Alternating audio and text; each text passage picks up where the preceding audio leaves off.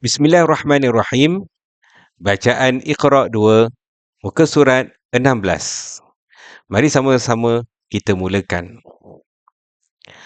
Asaba, a'ada, afaqa, dhakara, nasha'a, aqama, afadha, amana, ghasaqa, qatala, wa'ada, jama'a.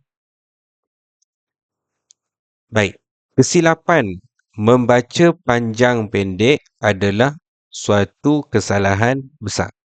Maksudnya, kalau kita baca panjang ataupun pendek pada bukan tempatnya, ia merupakan kesalahan yang besar.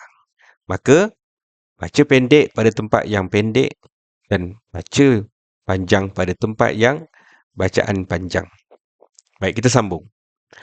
La khalaqa, la athara, la akhadha, famana'a,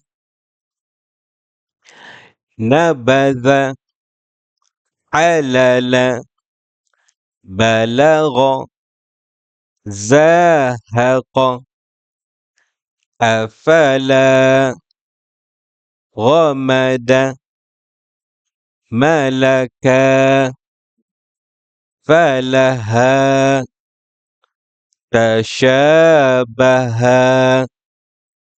ma'arafa, wasalama,